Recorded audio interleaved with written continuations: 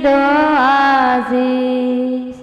यही प्रार्थना वीर से अनुनय से कर जो, पग पग पल पल बढ़ चलो मोक्ष महल की ओर, मोक्ष महल की ओर, मोक्ष महल की ओर। बोली देवाई देव एक हजार श्री आदिनाथ भगवान की। बोली देवाई देव एक हजार श्री मूलनायक श्री पाशनाथ भगवान की। बोली देवाई देव एक हजार श्री महावीर भगवान की। परम पूज्य आचार्य गुरु श्री शांति सागर छाणी महाराज की। परम श्रद्धेय आचार्य भगवान श्री 108 विद्यासागर जी मुनि राज की। परम पूज्य षष्ठम पटाचार्य आचार्य रत्न श्री 108 ज्ञान सागर जी मुनि राज की। परम पूज्य आचार्य गुरु श्री 108 के सागर जी मुनि राज की। मुनि श्री 108 सदा सागर जी मुनि राज की। त्रिमुनि राजों की। श्री भक्तंबर महामंडल विधान की।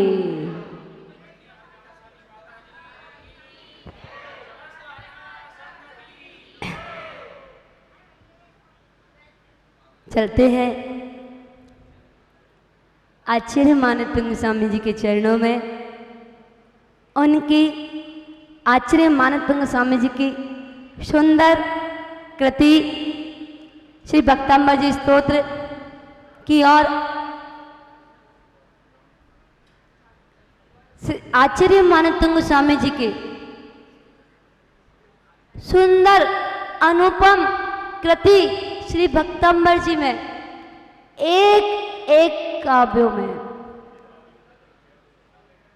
अनंत शक्ति समाहित है।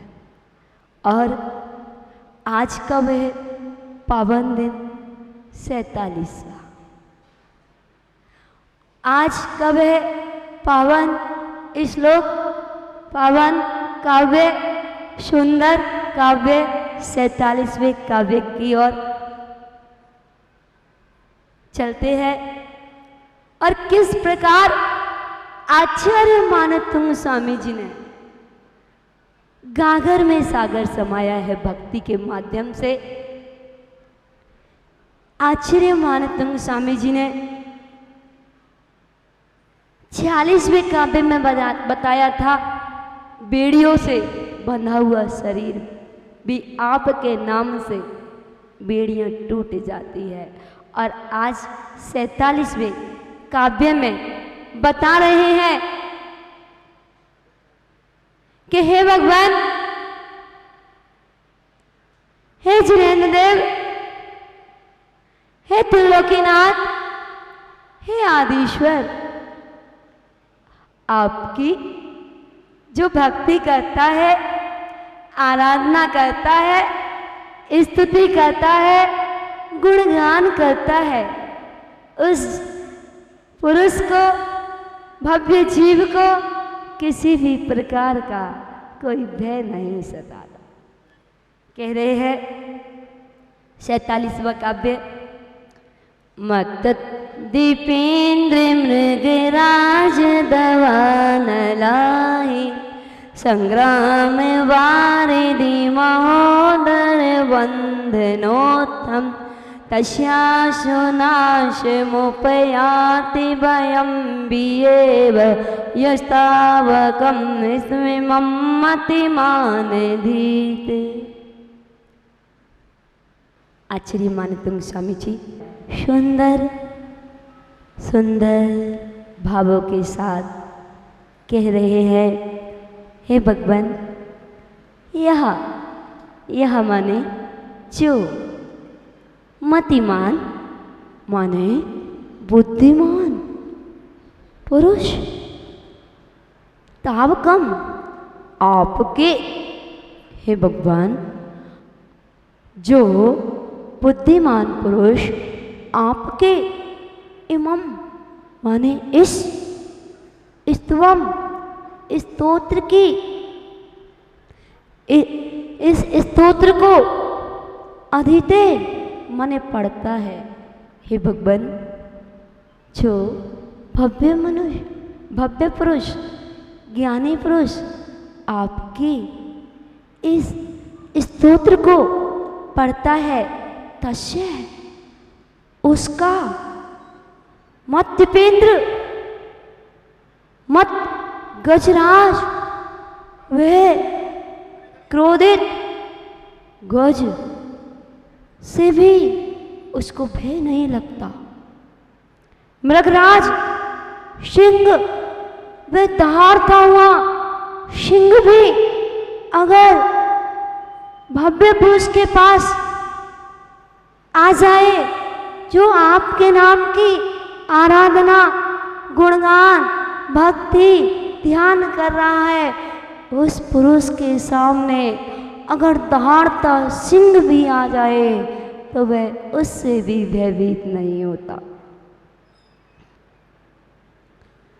दावाग्नि, दावानल, दावाग्नि, अहि माने सांप, वह काले काले नाग, वह काला सर्प जिसकी दोनों आंखें लाल लाल, जिसकी जिह्वा बाहर की ओर निकल रही हो, जो डसने के लिए तैयार हो, ऐसे सर्प को भी वह ज्ञानी पुरुष, वह भव्य पुरुष जो आपके नाम की जाप कर रहा है, वह भव्य जीव उस सर्प को भी लांघ जाता है, उस सर्प का भी भय उसे नहीं सताता है। संग्राम, वह युद्ध, भयंकर युद्ध जिसमें बड़े बड़े योद्धा, जहां घोड़े आपस में चिंगार रहे हो, जहां की धरतियां रक्त से बह रही हो, ऐसे युद्ध में योद्धाओं से भी वह भव्य जीव भय से नहीं डरता है। वारिधि, वह समुद्र, जिस समुद्र में बड़े बड़े मगरमच्छ, बड़ी बड़ी मछलियां, आंधी तूफान आ गया हो, उस समुद्र के बीचों बीच जिसका जहाज डूबने वाला हो, उस जहाज में बैठा हुआ भव्य पुरुष आपके नाम की जाप कर रहा है, उस भव्य पुरुष को वो आंधी तूफान भी नहीं डुबा पाया। महोदर, जलोदर, वह जलोदर रोग जिसके पेट में उधर रोग हो गया हो, भयंकर रोग हो गया हो, जिसने जीने की आशा ही छोड़ दी हो, अब उसे अपनी उम्मीद ही खत्म कर दी जीने की, अब मैं नहीं बच पाऊंगा, ऐसा वेदना से सहित वह पुरुष जब आपके नाम की, आपके मंत्र नाम की औषधि को खाता है, आपके नाम की औषधि को लेता है, वह जलोदर रोग भी कामदेव जैसा रूप बन जाता है। और वंदनोत्तम, बेड़ी वंदन से उत्पन्न हुआ वह शरीर, हे भगवान, जो कारागृह में पड़ा है, जिसको बड़ी बड़ी शाकलों से, बड़ी बड़ी मोटी मोटी बेड़ियों से, जिसकी पैरों से लेकर के सर तक जिसको बेड़ियों से बांध रखा हो, जिसकी मोटी मोटी बेड़ियों से जिसकी जंघाएं छिल गई हो, घायल हो गई हो, ऐसा मनुष्य भी जब आपके नाम का जाप करता है तो उसकी बेड़ियां भी खुल जाती है। भयम, हे भगवान, इस प्रकार सारे भयों से मुक्त, भया माने डर से इब माने ही, आशु, आशु माने आशु, नाशम माने सारे भयों से मुक्त हो जाता है। उपयाति माने भय से दूर, डर से दूर हो जाता है। आपके नाम की जो औषधि लेता है, हे भगवान, जो आपके नाम की 48 टेबलेटों का मेडिटेशन वह ध्यान करता है, गुणगान करता है, आपके नाम का स्मरण करता है, आपके नाम की भक्ति करता है, वह 48 टेबलेटों का मेडिटेशन करने वाला भव्य पुरुष शुगर की, बीपी की, कैंसर की मेडिसिन लेने की आवश्यकता नहीं पड़ती। आचार्य मानतंग स्वामी जी कह रहे हैं, हे भगवान, जो आपकी भक्ति, आराधना, गुणगान करता है और इन 48वें कल बताएंगे, कल 48वां दिन है, कल बताएंगे, हे भगवान, मैं आपके इस सुंदर रूपी बगीचे में से, भक्तांबा रूपी बगीचे में से वह सुंदर सुंदर रंग बिरंगे, सुंदर सुंदर रंग बिरंगे 48 फूल लेकर के आया हूँ। और जो भव्य पुरुष, जो भव्य मनुष्य उन सुंदर पुष्पों की माला अपने कंठ में धारण करेंगे, वो मोक्ष रूपी लक्ष्मी का वरण करेंगे। ऐसा 48वें काव्य में दर्शाया है और 47वें काव्य में कहा, हे भगवान, आपकी स्तुति करने वाला सारे भयों से मुक्त हो जाता है। सम्यक दृष्टि को भय तो लगता है, होता होगा, पर ऐसा नहीं होता जैसा आपको होता है।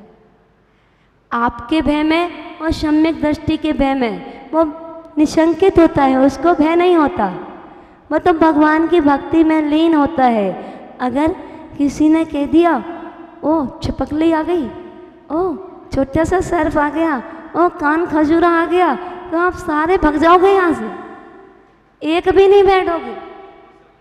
है कॉकरोच से भाग जाए, भैया जी कह रहे कॉकरोच से ही भाग जाए।